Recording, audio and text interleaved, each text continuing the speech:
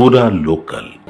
మరి వైకుంఠ ఏకాదశి సందర్భంగా ఆ వెంకటేశ్వర స్వామిని దర్శించుకుంటే మనము, మన కుటుంబము, మన పిల్లలు, సమాజం బాగుంటుందనేటువంటి ఒక గొప్ప సంకల్పంతో అందరూ కూడా ఈ పూజా కార్యక్రమాలలో పాల్గొంటూ ఉంటారు.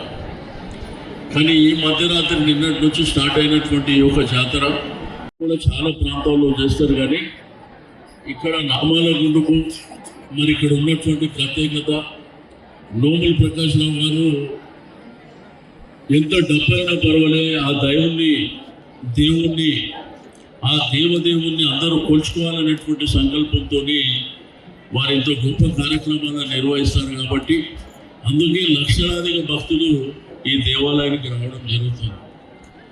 హైదరాబాద్ సిటీలో జియాగూడ ప్రాంతం కానీ ఇంకా చాలా ప్రాంతాలలో ఈరోజు వైకుంఠ ఏకాదశి ఘనంగా నిర్వహించుకుంటున్నటువంటి సందర్భం. నేను ఆ భగవంతుని అందరూ సంతోషంగా ఉండాలి, కుటుంబాలతోని అందరూ కూడా సంతోషంగా ఉండాలి, అన్ని రాజకీయ పార్టీల నాయకులు కూడా సంతోషంగా ఉండాలని చెప్పి నేను ఆ భగవంతుని ప్రార్థిస్తూ ఉన్నాను.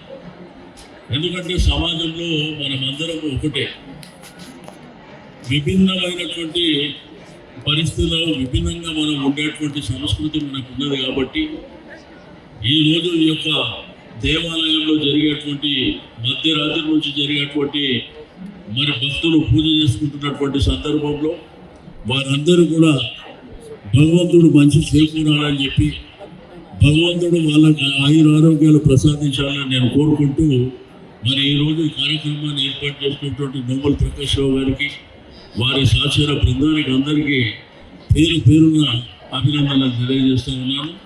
జై శ్రీ వెంకటేశ్వర.